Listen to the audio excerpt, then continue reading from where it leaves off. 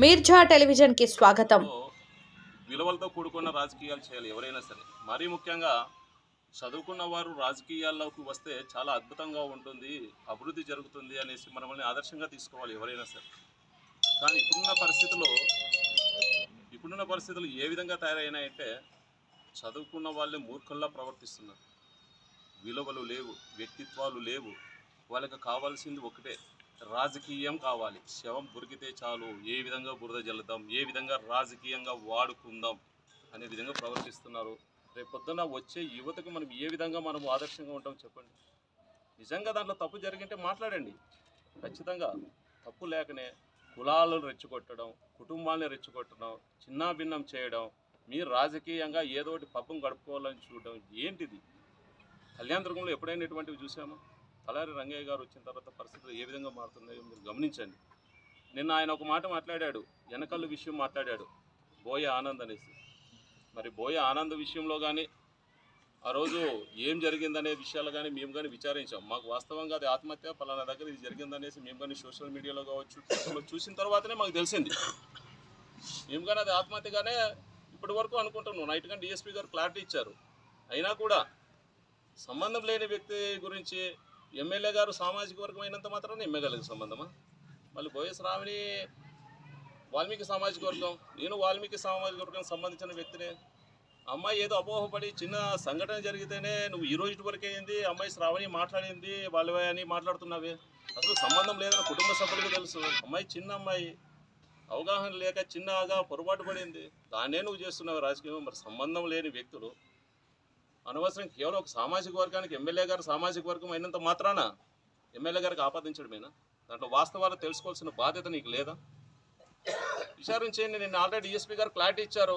ఇంకా మీకు ఏమైనా ఉంటే అనుమానాలు ఇంకా చేపియండి నిష్పక్షపాతంగా. మేము కానీ డిమాండ్ చేస్తున్నాం, ఒక వాల్మీకి సామాజిక తరఫున ఖచ్చితంగా నిష్పక్షపాతంగా ఎంక్వైరీ జరగాలి, జరుగుతుంది. ఖచ్చితంగా మా పార్టీ కానీ దానిపైన దృష్టి పెడతారు, మా ఎమ్మెల్యే గారు దృష్టి పెడతారు. 100% అది ఆత్మహత్య కాదు, హత్య అంటే నిందితులపై ఖచ్చితంగా చర్యలు తీసుకుంటాం. దాంట్లో అనుమానం లేదే. దీంట్లో కేవలం ఆ కులము ఈ కులం అని కాదే. పొరపాటున శ్రావణిది నాది కనుక వేరే కులం ఏంటి, నువ్వు ఇంకా ఇంత పెద్ద రాజకీయం చేసేవాడివి. ఒకటే కులమే అయినా కానీ నువ్వు ఇంత రాజకీయం చేస్తున్నావే. నా దగ్గర ఈరోజు సాక్ష్యాధారాలు అన్నీ ఉన్నాయి, కుటుంబాలకు ఒక సభ్యులకు వాస్తవాలు తెలుసు కాబట్టి నువ్వు ఇంత రాజకీయం చేస్తున్నావే. పొరపాటున శ్రావణిది నాది వేరే సామాజిక వర్గం అయిందంటే నువ్వు ఇంకా వదిలే వ్యక్తివే. ఇంకా నువ్వు ఎంత కావాలంటే అంత కుల రాజకీయానికి వాడుకోవా? ఇది చాలదా? నీ బుద్ధి ఎటువంటిదన్న దానికి నిదర్శనం. కళ్యాణదుర్గం ప్రజలకు ఒకటే విజ్ఞప్తి చేస్తున్నా. కళ్యాణదుర్గంలో మొట్టమొదటిసారిగా గతంలో ఎప్పుడూ మనం కని ఎరగని రీతిలో ఒక మంచి నాయకుడు వచ్చి అభివృద్ధి చేస్తున్నాడు. అభివృద్ధి జరుగుతూ ఉంది. కానీ ఇటువంటి అభివృద్ధి కంటిన్యూ అయితే కనుక తన స్థాయిలో ఎక్కడా కానీ ఢీకొట్టే పరిస్థితుల్లో లేడు అనుకుని రంగయ్య ఏ విధంగా తనకి బురద అంటించాలి అని ప్రతిసారి మీరు చూస్తున్నారు. ఆయన మాట్లాడే మాటలు కావచ్చు, భాష కావచ్చు, ఒక గ్రూప్ 1 ఆఫీసర్గా మాట్లాడాల్సిన మాటలేనా? మీరే ఆలోచన చేయండి. ఆయన మీద బురద జల్లి ఏదో విధంగా ఆయన్ని మానసికంగా ఇబ్బంది పెట్టి డెవలప్మెంట్ అడ్డుకోవాలన్న కుట్ర తప్ప ఇంకొకటి కాదు. దానికి కులాన్ని రెచ్చగొట్టాలని చెప్పేసి ఈరోజు కుల రాజకీయానికి తెరలేపాడు. మరి ఎక్కడో ఉన్న ఎమ్మెల్యే గారికి ఎట్లా తెలుస్తుంది? ఏ విషయాలైనా సరే, ఏ ఇష్యూ జరిగినా కళ్యాణదుర్గంలోన ఎమ్మెల్యే గారికి ఆపాదించడం అలవాటైపోయింది. నాకు ఒక చిన్న అనుమానం వచ్చింది నిన్న రంగయ్య మాట్లాడే చూసి. భవిష్యత్తులో కన్నా ఎక్కడైనా యాక్సిడెంటల్గా ఏదైనా మనిషి జరిగి హాస్పిటల్లోకి నడిమి చావు బ్రతుకుల్లో ఉంటే కన్నా అక్కడికి కానీ పోయి సురేంద్ర బాబు గారే చేయించారని చెప్పేసి చెప్పు అనే పరిస్థితికి వస్తుందేమో భవిష్యత్తులో కళ్యాణదుర్గంలోన రాజకీయాల్లో అని నాకైతే కన్నా అనుమానం వచ్చింది నిన్న ఆయన మాట్లాడే మాటలు చూస్తుంటే. భవిష్యత్తులో ఇది జరిగిన ఆశ్చర్యం ఏం లేదేమో. ఎందుకంటే ఆయన కేవలం శవ రాజకీయాలు చేయడానికే వచ్చారు. రంగయ్య గారు అంటే మాకు కానీ ఒకప్పుడు ఆయన ఎంపీగా ఉంటే ఇక్కడ కళ్యాణదుర్గం రాలేకపోతా అంటే ఏమో అనుకున్నాం. కానీ ఇక్కడికి వచ్చిన తర్వాత తెలిసిందే దూరపు కొండలు నునుపోని. దగ్గరకు వచ్చినాక తెలిసింది విశ్వరూపం ఏంటి, అసలు నిజ స్వరూపం అని. ఆ రోజు ఉషశ్రీ చరణ్ మంత్రి అయిన తర్వాత కళ్యాణదుర్గంకి వచ్చినప్పుడు వాళ్ళు ఒక అమ్మాయి హాస్పిటల్కి తీసుకురావాలి, బాగలేక హాస్పిటల్కి తీసుకొస్తామంటే అమ్మాయి టైం లేట్ కావడం వల్ల చనిపోయింది. అది బాగా ఇష్యూ అయింది. మళ్ళీ ఆ రోజు తలారి రంగయ్య గారికి కంటికి కనబడలేదా? వచ్చి పరామర్శించాడా వాళ్ళ కుటుంబ సభ్యుల్ని? ఆ రోజు మాట్లాడా మీటింగ్లో? దళిత సామాజిక వర్గానికి సంబంధించిన అమ్మాయి ఏంటిది? మాట్లాడాలంటే చాలా ఉన్నాయి. మీకొక న్యాయం మాకొక న్యాయం కాదు. ఇంకా నిన్న మీరు మాట్లాడిన ఇష్యూస్ చాలా ఉన్నాయి. దానిపైన కానీ వాస్తవాలు మీ ముందుకు వస్తాయి. ప్రతి ఒక్కటి మేము అనవసరంగా మాట్లాడాం. వాస్తవాలు ఉంటాయి. ఏమంటే వడ్డే కాలనీలో చంద్రకళ అనే అమ్మాయి ఇష్యూ మీరు మాట్లాడారు. అది జరిగిండేది వేరే. 2 కుటుంబాల మధ్య గొడవ. అది జరిగి సంవత్సరం పైన అయింది. అయినా కూడా కుటుంబాలకి మహిళలకు సంబంధించిన అంశాలు కాబట్టి మేము ఎక్కడ దాన్ని బయటకు ప్రస్తావించలేదు. నువ్వు మాట్లాడినా మేము గౌరవిస్తున్నాం. విలువలతో రాజకీయం చేస్తున్నాం.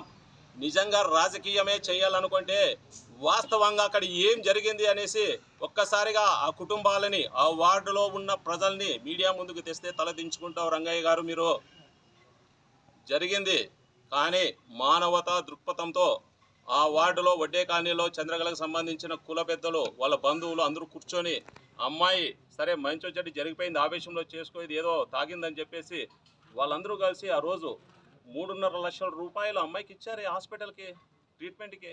ఇది వాస్తవం కాదా? కనుక్కోండి. వాస్తవం కాదా? ఒకవేళ కుటుంబ సభ్యులు అని చెప్పేసి వీడియోలు ఫోటోలు అవి కాదు తీసుకునేది. అమ్మాయికి డబ్బులు చేరేయలేదా? కుటుంబ సభ్యులను అడగండి. చేరలేదంటే ధర్మస్థలంకి వస్తావా, కాణిపాకంకి వస్తారా? లేదంటే అదే టీ సర్కిల్లోనే మొత్తం ఆ కుటుంబ సభ్యులు వీళ్ళు ఎవరైతే డబ్బులు ఇచ్చారో వీళ్ళు మొత్తం పాల బిందులు పెట్టుకుని వాళ్ళు ప్రమాణం చేయడానికి సిద్ధంగా ఉన్నారు. 3.5 లక్షల రూపాయలు అమ్మాయి హాస్పిటల్కి ట్రీట్మెంట్కి వాళ్ళు సహాయం చేశారు. వాళ్ళ కుల పెద్దలు ఎవరైతే ఉన్నారో వడ్డే కాలనీకి సంబంధించి వాళ్ళందరూ సమస్యలో జరిగింది.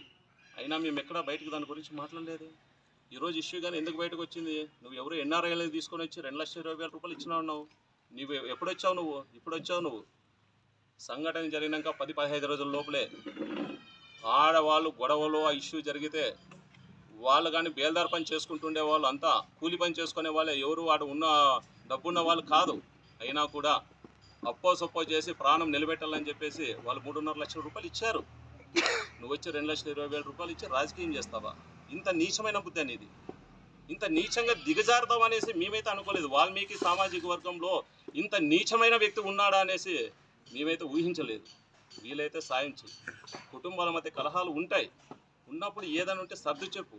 అంతేగాని నీ స్వలాభం కోసం కుటుంబాలని బజారు కీడ్చి వాళ్ళని ఇంకా మానసికంగా వేధించవద్దనేసి ఈ సందర్భంగా తెలియజేస్తూ, మరీ ముఖ్యంగా సురేంద్రబాబు గారు కులాలకు మతాలకు అందరికీ నేను అంటూ ఉండేది, ఆ కుల మతాలకు అతీతంగా ఆయన అందరినీ చేరదీస్తున్నాడే. ఏ ఒక్క సామాజిక వర్గానికి కాదే, అన్ని సామాజిక వర్గాలు ఓట్లేస్తేనే తను ఎమ్మెల్యేగా అయినాడు అనేసి ఎన్నో సందర్భాల్లో చెప్తున్నాడు.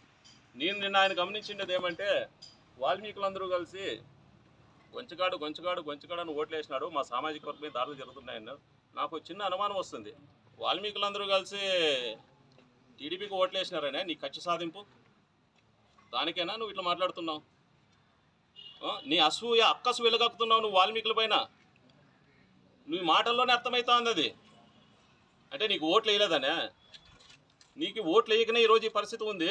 పొరపాటున నీకు ఓట్లు వేసింటే మా పరిస్థితి ఊహించుకుంటేనే ఆచమ్య గోచరంగా ఉంది మాకు పరిస్థితి. కాబట్టి కళ్యాణదుర్గంలో గతంలో లేని వాతావరణాన్ని మీరు కల్పిస్తున్నారు.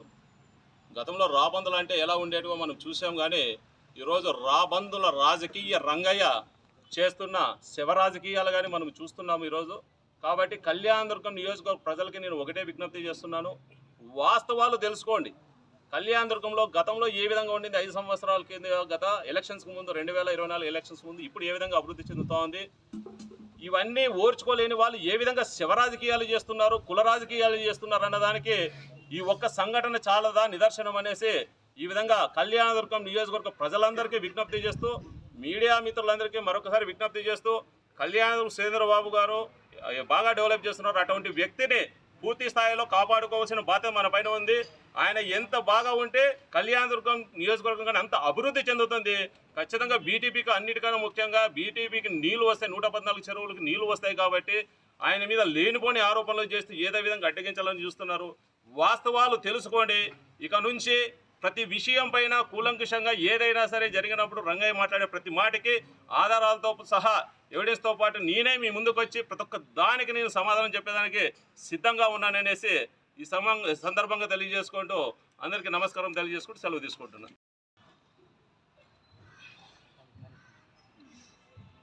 మాకు వచ్చి ఎమ్మెల్యే సార్ కూడా వచ్చి ఆ భరోసా కింద 2 లక్షలు ఇచ్చి ఫిక్స్డ్ డిపాజిట్ చేస్తాము. ఆ పాప భవిష్యత్తు గురించి నేను పట్టించుకుంటా, ఎంత చదివినా కానీ నేనే చూసుకుంటాను, ఏ సమస్య వచ్చినా కూడా దగ్గరుండి నేనే చూసుకుంటాను, మీరేం బాధపడద్దండి అని చెప్పి భరోసా ఇచ్చినాడు. కానీ వాళ్ళు ఇప్పుడు 2 లక్షలకు లోపు రంగయ్య వాళ్ళు వచ్చినారు. వచ్చి అమ్మాయి ఎట్లా ఏం జరిగిందంటే ఏమో సార్ తెలియదు, మాకు న్యాయం చేయండి, ఎవరైనా కానీ న్యాయం చేయండి అని అడిగినాను సార్. మీరు బయటకు వచ్చి మాట్లాడండి, మేము చూసుకుంటాము అని అన్నారంట. మాకు పాప చనిపోయిన బయటకు వచ్చి మేము ఇక్కడ పోలేదు సార్. మేము వచ్చి శవ రాజకీయాలు చేస్తుంటారు.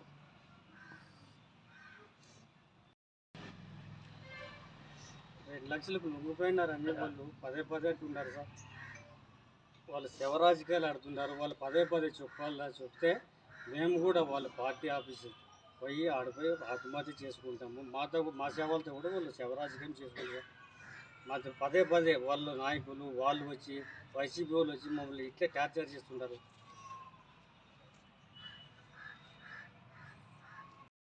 ఇదే అంటున్నారు సార్. మమ్మల్ని వాళ్ళ నాయకులు వచ్చి లొంగిపోయినారు, చేతులు ఉన్నారు. వాళ్ళు వచ్చి పదే వాళ్ళు ఇదే మాట చెప్తే వాళ్ళ పార్టీ ఆఫీసు ముందరగా పోయి మేము కూడా ఆత్మహత్య చేసుకుని మా సేవలతో కూడా రాజకీయం చేసుకుంటారు వాళ్ళు. మీరేం చెప్పాలనుకున్నారు? మీ పాపని రాజకీయం చేస్తున్నారు కదా. అవును సార్. వాళ్ళకి మీరేం చెప్పాలనుకున్నారు మీడియా పరంగా? ఇవన్నీ వాడొద్దండి సార్. మీరు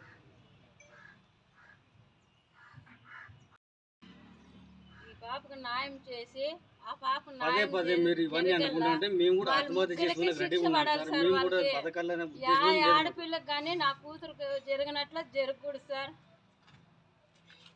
దయచేసి ఇంకోసారి చెప్తున్నాను, ఈ విషయం మాత్రం మమ్మల్ని మా కూతుర్ని రాజకీయాలకు వాడొద్దండి.